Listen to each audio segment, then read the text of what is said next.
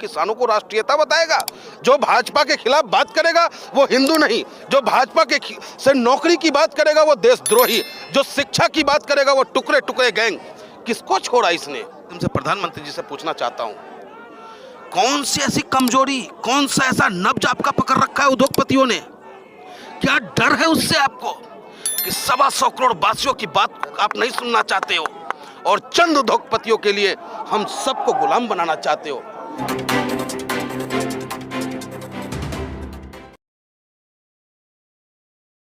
जो आंदोलन को एक तरीके से खत्म होता नजर आ रहा था, फिर आज इसमें जान आ गई, क्यों? खत्म होता नजर नहीं आ रहा था साहब, हमें खत्म करने का प्रयास किया जा रहा था। हमारी अच्छाइयों को बुराई में तब्दील करने का काम किया जा रहा था। और अफसोस, आज का मेरा वो भारत, जिस भारत ने बड़ी बड़ी आपदाएं झेली, जब जब देश पे संकट आया हम सब ने एक थाली में खाना खाया, चाहे वो हिंदू हो, मुसलमान हो, सिख हो, ईसाई हो, और एक मुट्ठी बना करके संघर्ष करने का काम किया। लेकिन आज 6 वर्षों से जब से ये सरकारें आई हैं, तब से कोई ऐसी संस्थाएं सुरक्षित नहीं रह गई, कोई ऐसा वर्ग सुरक्षित नहीं रह गया, कोई ऐसा सगा नहीं जिसको इसने ठगा नहीं। यही वो सरकार है। इसी सरकार में सबसे पहले हाई कोर्ट पे अगर किसी ने भगवा झंडा लहराने का काम किया तो इस भाजपा की सरकार में हुआ। याद होगा आपको राजस्थान की घटना, याद होगा आपको मध्य प्रदेश की घटना कि मस्जिदों पे भगवा झंडा लहराए जाते हैं। और कल 26 जनवरी की जो घटना घटी, उस घटना में भी कोई और नहीं, भाजपा के ही लोग थे, भाजपा समर्थित लोग थे। अगर कल को अगर उस हाई कोर्ट पे लगाए हुए भगवा झंडा पे कार्रवाई हो गया होता, उस मस्जिद पे लगाए हुए झंडे से कार्रवाई हुई होती, तो इस तरह की घटना की पुनरावृत्ति और हम किसान शर्मसार नहीं होते। हमारे राष्ट्रीय धरोहर पे जो इस भारतीय जनता पार्टी ने कुचक्र के तहत,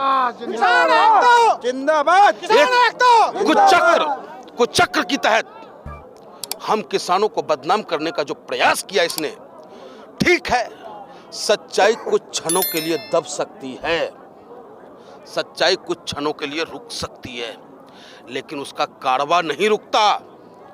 और बधाई देना चाहता हूं, बधाई मैं देना चाहता हूं उन गोदी मीडियाओं को, जो गोदी मीडिया कल तक हमारे किसानों की पिज्जा का दिखाया करता था, हमें खालिस्तानी और आतंकवादी बताने का काम किया। लेकिन जब उसे लगा कि चंद किसान रह गए हैं यहाँ पे, तो कैसे कमेंट्री कर रहा था, लाइव कमेंट्री। ये आ गया वज्रवाहन, अब आ गई पुलिस, 2 मिनट में होगा एक्शन, अब आ गई बसें, उसमें भरा जाएगा। ये सब चोर चैनल है। और वो सब के सब योगी की वाहवाही करने आया था कि योगी ने दिया आदेश, योगी का सख्त आदेश, डीएम ने दिया लेटर, थाना प्रभारी ने दिया नोटिस। गजब का ड्रामा करने का काम किया और उसी ड्रामा के तहत हमारे नेता टिकैत साहब रोए नहीं हैं। गोदी मीडिया का हम जो मीडिया ये करे कि रोने लगे, क्या वही टिकैत है जो कहता था बक्कल उतार देंगे? आज रो क्यों रहा है? टिकैत साहब नहीं रो रहे थे, टिकैत साहब की अंतरात्मा रो रही थी, टिकैत साहब का जमीर रो रहा था कि क्या मैं उसी भारत में हूं जिस भारत में लोकनायक जयप्रकाश नारायण जी आंदोलन किया करते थे? क्या मैं उसी भारत में हूं जिस सुंदर भारत की कल्पना हमारे पूर्व प्रधानमंत्री चौधरी चरण सिंह जी ने किया था? क्या उस वक्त में ये सरकार होती तो चौधरी चरण सिंह जी को भी आतंकवादी कहता? क्या उस वक्त में राम मनोहर लोहिया जी को भी आतंकवादी कहता? क्या लोकतंत्र में अपने हक की बात कहने का अधिकार नहीं है मुझे? और जब मैं अपनी बात कहूं तो ये अपने गुंडों से दूसरा ट्विस्ट आता है। ये पहली परिपाटी चली है इस सरकार में कि जब भी आप सरकार के खिलाफ कोई आंदोलन करते हो, शाहीन बाग भूल गए, वहां भी इनके गुंडों ने जाके गोली चलाने का काम किया और जिसे गाजियाबाद भाजपा कमेटी ने अपना मेंबर बनाने का काम किया। तो ये सोची समझी प्रायोजित ढंग से ये हमेशा इस तरीके का आंदोलन को करते रहते हैं, भाई से भाई को लड़ाने का काम करते हैं। सिख वो कौम है कि जब जब देश पे आपदाएं आई हैं तब तब सबसे पहले अपना बलिदान और कुर्बानी देने का काम किया और पूरे हिंदुस्तान को जगाया। और आज भी वही हुआ। और धन्यवाद मैं देता हूं और प्रणाम करता हूं अपने पुण्य आत्मा बाबा टिकैत को आज उनका आशीर्वाद हम सब पे पड़ा हुआ है।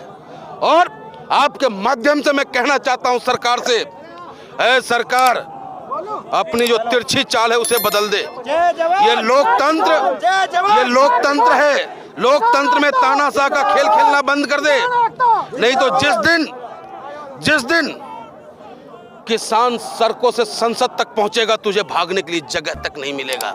हम किसान हैं, कोई झोला छाप नहीं है कि झोला उठा के जंगलों में चले जाएंगे। इसी धरती पे रहेंगे और इसी धरती में जाना पसंद करेंगे। अगर बात करें किसानों के बीच की, तो वहाँ पर आवाज़ उठ रही है किसान एकता, मजदूरों की और बिल वापस की। लेकिन अगर हम इसी के पीछे विपरीत देखते हैं तो हमें आवाज़ आ रही है कि झंडे का अपमान नहीं सहेगा हिंदुस्तान। झंडे का अपमान नहीं सहेगा किसान। झंडे जो सरकार एक लाल किला की सुरक्षा नहीं कर सकता, जो सरकार चंद उपद्रवियों को कंट्रोल नहीं कर सकता, उससे क्या उम्मीद आप कर सकते हैं कि वो चाइना और पाकिस्तान से वो हमारा मुकाबला करेगा?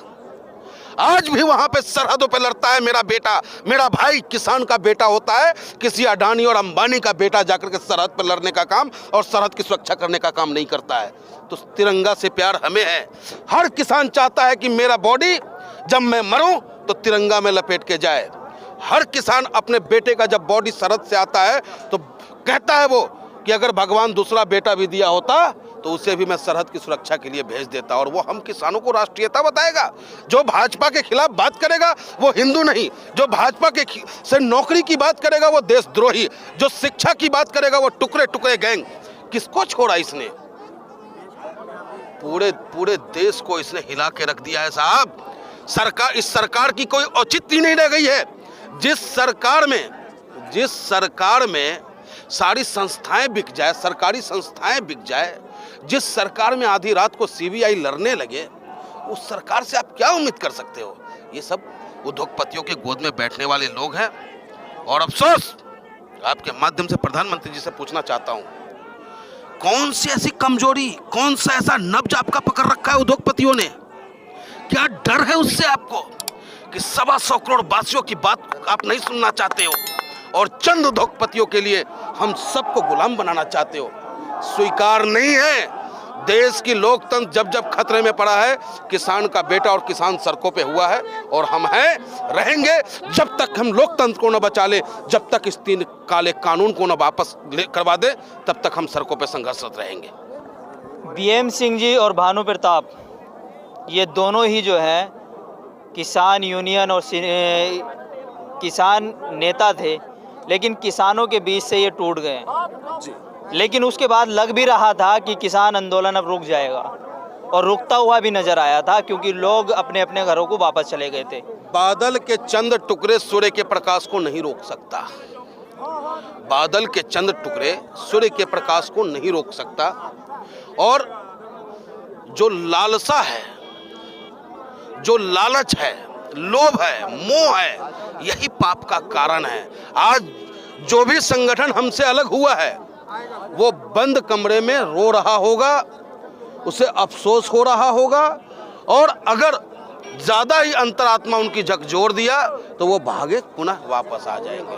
और सुबह का गया शाम को घर आ जाए तो उसे भूला नहीं कहते। और अगर कोई जयचंद बन गया तो भी कोई दिक्कत नहीं। पृथ्वीराज चौहान 8 गज अष्टुंगुल प्रमाण, उस पे बैठा है सुल्तान, क्यों चुकते हो चौहान? कोई फर्क नहीं पड़ता।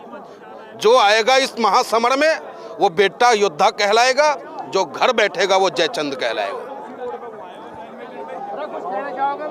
ये जो एक माहौल खराब हुआ, देश का एक माहौल जो खराब सा हुआ, उसे किसानों को जिम्मेदार बनाया जा रहा था, किसानों को जिम्मेदार बताया जा रहा था। लेकिन यही सवाल मैंने राज रत्न जी से पूछा था, तो उन्होंने जवाब दिया था कि बीजेपी और आरएसएस के लोग जिम्मेदार होंगे। तो क्या आपको लगता है कि यही लोग जिम्मेदार हैं?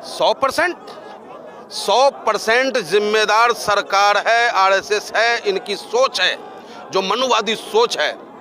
किसी ज़माने में, उस ज़माने में अगर कोई गैर ब्राह्मण गायत्री मंत्र का जाप कर लेता था तो उसके मुंह में सोने पिघला के डाल दिया जाता था।